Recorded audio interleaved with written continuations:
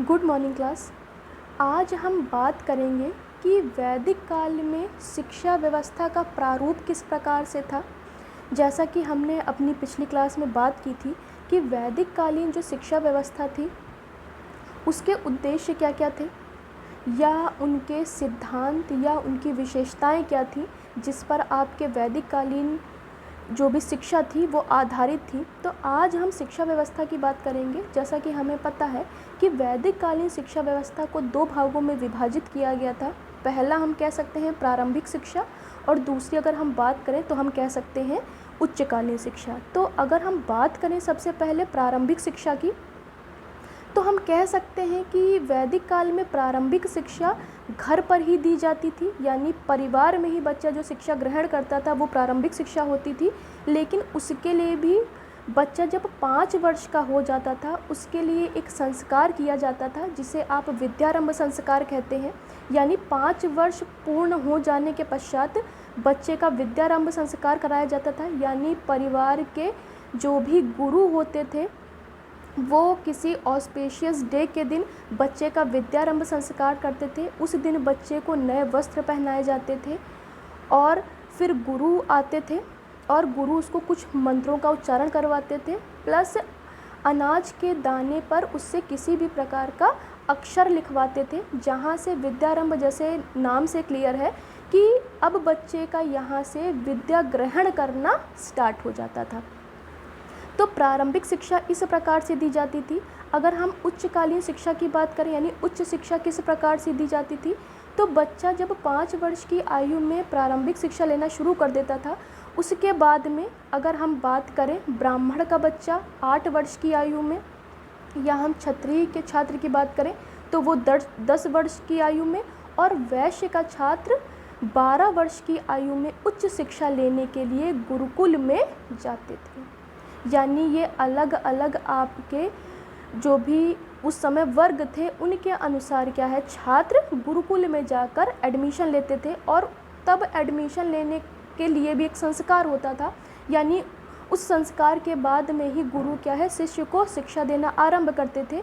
तो गुरुकुल में एडमिशन लेने के लिए कह सकते हैं कि उपनयन संस्कार होता था, यानी ब्राह्मण के बच्चे का 8 वर्ष की आयु में उपनयन संस्कार होता था, और क्षत्रिय की अगर बात करें तो 10 वर्ष की आयु में उपनयन संस्कार होता था, और वैश्य का कह सकते हैं आपका कि 12 वर्ष की आयु में उपनयन संस्कार होता था।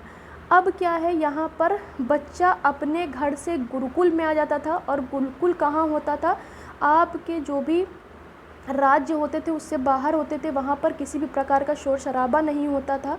वहाँ पर आपके गुरुकुल स्थित थे और वहाँ पर अब बच्चे को उच्च शिक्षा के लिए भेज दिया जाता था। अब बच्चा वहाँ पर उच्च शिक्षा लेना शुरू कर देता था। तो इस प्रकार की हम कह सकते हैं कि शिक्षा व्यवस्था आपके वैदिक काल में सुनिश्चित की गई थी शिक्षा के लिए। अब अगर हम पाठ्यक्रम की बात करें तो पाठ्यक्रम, जैसे हम सिलेबस की बात करते हैं, तो आज की अगर हम बात करें कि अलग अलग कोर्सेज या डिग्री के अकॉर्डिंग सिलेबस भी कैसा होता है, अलग अलग होता है। तो अगर वैदिक काल का अगर हम बात करें सिलेबस की, तो जैसे वैदिक काल बेस ही किस पे था, वेदों पर, तो पाठ्यक्रम भी आपका क्या थे, वेद थे, उपनिषद थे, वही सारे थे। तो कह सकते हैं कि सारे ही आपके वैदिक कालीन जो शिक्षा का पाठ्यक्रम था पूर्णतः आध्यात्मिक चीज़ों पर निर्भर था, और कह सकते हैं आध्यात्मिक प्लस व्यवहारिक आपका पाठ्यक्रम था, जिसमें कह सकते हैं कि वेद थे, उपनिषद थे, पुराण थे, आपके नीति शास्त्र थे, इतिहास, गणित, भूगोल, हिंदी, शिल्प कला, कह सकते हैं कृषि, पशुपालन, अर्थशास्त्र, इन सभी प्रकार के पाठ्यक्रमों को सम्मिलित किया गया था वैदिक कालीन आपकी शिक्षा व्यवस्था में। प्लस हम कह सकते हैं यहाँ पर शिक्षण का माध्यम जो था, यानी गुरु जिस भी माध्यम से क्या है बच्चों को पढ़ाता था, तो वो क्या था, आपका संस्कृत माध्यम था। जैसे आज हम बीटीसी कर रहे हैं तो हिंदी माध्यम से कर रहे हैं, अगर कोई अन्य कोर्स करते हैं तो उसका ऑप्शन होता है हिंदी या इंग्लिश में कर सकते हैं। लेकिन वैदिक कालीन में जो भी शिक्षा दी जाती थी वो उसका माध्यम केवल संस्कृत होता था। नेक्स्ट अगर हम बात करें शिक्षण विधि की, शिक्षण विधि यानी कौन कौन सी शिक्षण विधियाँ यूज़ की जाती थी, यानी या कह सकते हैं गुरु कौन कौन सी शिक्षण विधियों का यूज़ करता था बच्चों को पढ़ाने के लिए।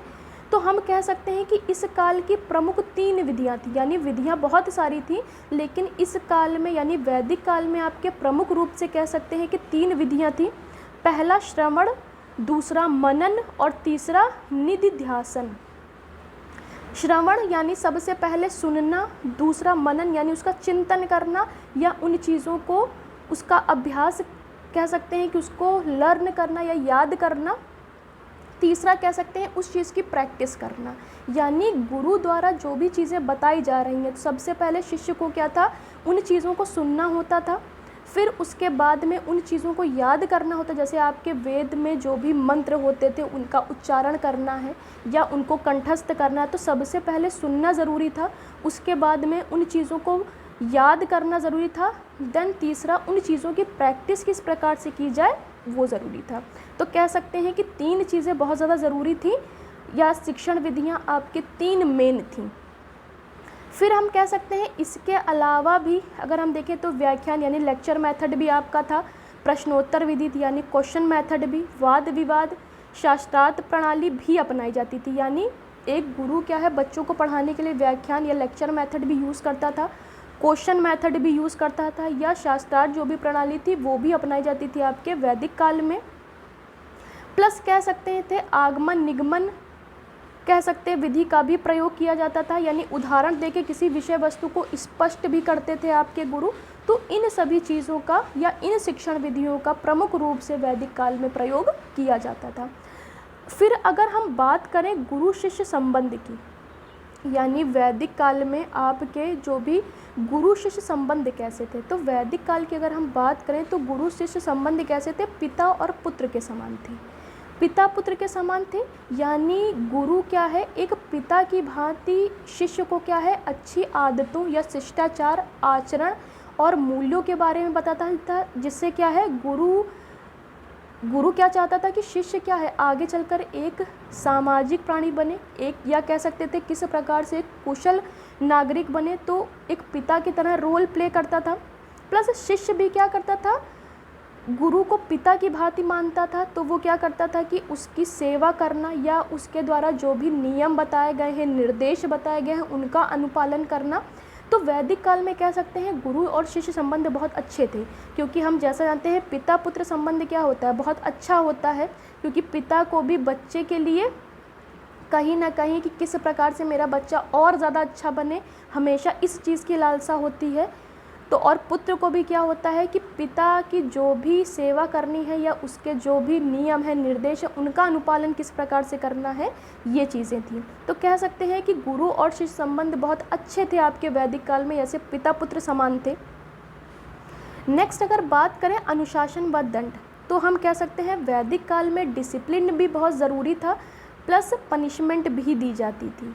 तो वैदिक काल में डिसिप्लिन यानी क्योंकि गुरुकुल में रहकर उच्च शिक्षा छात्र प्राप्त करता था, तो गुरुकुल में रहना यानी गुरु के बताए हुए जो भी उसके निर्देश थे या अनुशासन में रहकर किस प्रकार से भिक्षा मांगना है या किस प्रकार से उसको लाकर बनाना है, प्लस गुरु की सेवा कैसे करनी है, इन सारी चीज़ों के भी क्या थे, अनुशासन थे। यानी पढ़ाई भी करनी है, प्लस आपके जो भी डेली रूटीन के जो भी काम करने हैं, तो उसमें भी क्या होता था, एक डिसिप्लिन्ड होता था, तो उसका भी छात्र क्या करते थे, अनुपालन करते थे।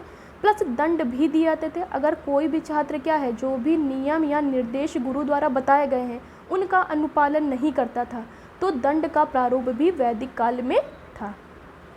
तो हम कह सकते हैं कि वैदिक कालीन जो एक शिक्षा व्यवस्था थी वो आध्यात्म पे बेस्ड थी, प्लस कह सकते हैं व्यवहारिक ज्ञानों पर बेस्ड थी।